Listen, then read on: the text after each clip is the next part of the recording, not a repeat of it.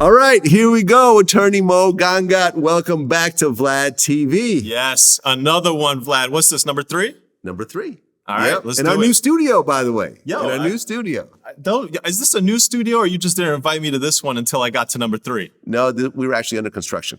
All right. The last few times that you were here. You Well, actually went to the wrong place. Mazel originally. tov. I did go to the wrong place coming in here this morning. New York, luckily I was able to make it here on time. Yep. But mazel tov on the studio. It's beautiful in here, Vlad. Thank I love you. it. Thank you. Thank you. Well, let's get into what's going on right now. So as we speak, the murder trial of Nipsey Hussle is underway. Eric Holder, a.k.a. Shitty Cuz, is, you could say, the suspect, but everyone knows that he did it. The question is, why exactly is Eric Holder going to trial when it's very, very clear that he's not going to beat this? It's looking like he's probably taking it to trial because there's no available plea options. All right, now he's facing life for not only killing Nipsey Hussle, but several eyewitnesses are testifying that he shot and killed Nipsey. In the process of letting off his gun, a bystander was hit. Kerry Lathan, who we actually interviewed. Wow, okay. Yeah. So he was hit. Yeah.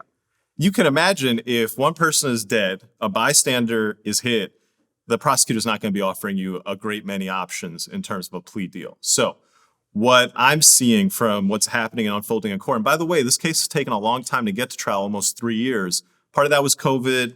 Also, a judge died. The judge who was originally assigned died. Finally, now a jury has been assembled. Everybody's ready to go. It's going to trial. What I think his lawyer is going to try to do is basically argue a mental state defense and say that attempted murder or murder is not the right charge here, ladies and gentlemen of the jury. If you look at what was going on in this man's life in the months leading up to this incident, and if you look at what was going on just in the days before, including significant mental health issues that were treated by multiple manners, he's not just getting diagnosed and he's not just seeing somebody. He went through an electric shock therapy session to try to deal with whatever was going on inside his head. So I think what's happening, no good plea option, so you got to take it to trial.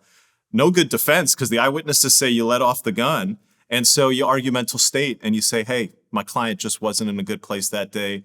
You throw it to the judge and the jury and you hope they lower the charge from murder to something like assault with a deadly weapon. Right. And I guess his bail was set at $6 billion.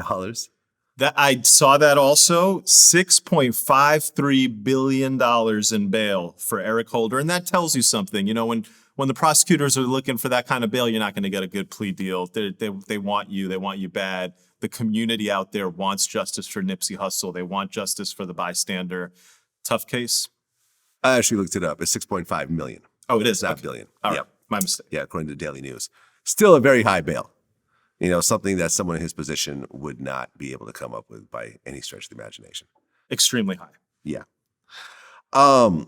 We actually interviewed Kerry Lathan, who was basically he had just gotten out of prison after doing a very long stretch. He was with, I believe, his nephew or his cousin, and they're just going to get some T-shirts, from Nipsey store.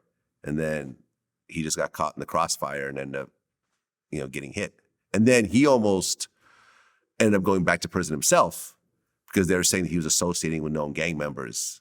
You see what I'm saying? Since Wow. Nipsey was, a rolling 60s Crip, he was literally chained to in a prison cell, after he had been shot and, took a while for him to get actual go to a doctor and so forth. And eventually it was all dropped and he was able to just go back to his life. But literally he was almost about to go back to prison himself. That sounds like some real police thing. You get shot and then they start threatening you with associating with gang members who shot you. Right. Unbelievable. I mean, you make a very good point. Electroshock therapy, I just didn't think even existed in this country anymore. I thought that was some old 50s shit, where they would try to shock you from being gay, to being straight. I thought this was just primitive, Stone Age kind of technology, but they still do electroshock therapy to people these days? I was surprised when I read that. The last time I saw that was probably in The Shining with Jack Nicholson. Yeah, right. Exactly. That's what I'm thinking. That's Which was the last a time- 70s movie. Yeah, what was the nurse's name? Yeah, I know what you're talking about, that evil nurse. So apparently, look, the lawyer's gone into court, and that's going to be his defense, that they're going to try to knock down these charges from premeditated murder, eliminate the premeditation element, eliminate the conscious state of mind element, and then say, look, if the guy wasn't all the way there that day, you can charge them with something with a lower level of criminal culpability. So if you remember originally, Eric Holder's lawyer was Chris Darden, who was the prosecutor in the OJ case. And I guess after getting so many death threats, he eventually just had to move away from the case. Is that a normal thing, by the way? The death threats or leaving a case when you get death threats? I mean, yeah, lawyers leaving a case because of death threats.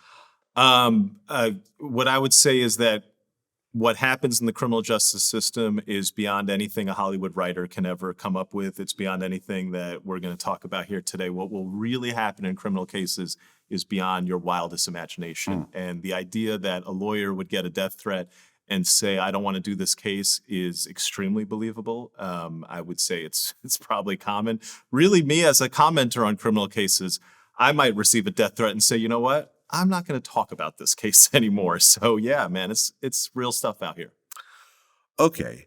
But the way you're describing it sounds somewhat interesting. I mean, if you show that he's under severe therapy, electroshock therapy and everything else like that, and it's actually verified by doctors, this is not just him self-medicating, right? You actually have paperwork, this doctor saying, I went and gave this guy shock therapy in the days leading up to this murder. Is that almost like an insanity plea in a way? So that's a great question. I've looked at it. It doesn't look like they're pleading insanity. And so on the one hand, to me, this looks like just, a lawyer, a public defender, really, with just nothing to go with. I'm guessing he probably floated the insanity theory idea. Maybe his client didn't want to do it, and so they haven't actually pled insanity.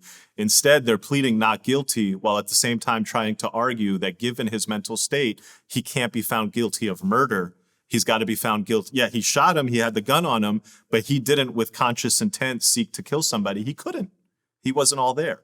And so to me, again, I'm just from the outside looking in, it looks like there's no insanity plea. The public defender probably said, hey, you got nothing. You should probably, we might want to look into an insanity plea. Maybe you get some pushback. Client's like, no, I'm not insane. You talk to the doctors. All right, we don't have anything there. What's next? And the next, really the only argument it seems like they plan on making in the defense of this defendant is that he's not a murderer. He's just a violent man who didn't know what he was doing.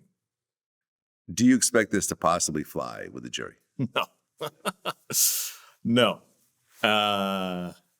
No. I think if you're insane, you plead insanity, you bring in a psychiatrist to say that you couldn't possibly know what you were doing that day. I don't think you try to get cute and you say, oh, I was not all the way there, and so you can't charge me with this element of murder, but I'm still not guilty. To me, this seems like there's a disconnect where the lawyer might be saying, hey, I don't think you were in the right frame of mind, and the client is saying, I'm not pleading insanity. I guess California technically has a death penalty, but no one's been executed since 2006. Is that right? All right. Well, this might change that one. Yeah, there has not been an execution in 2006, since 2006, but there is 694 prisoners on death row in California. So that's not a place that I want to visit, death row in California with 694 people who've been told that they're waiting to die. Right.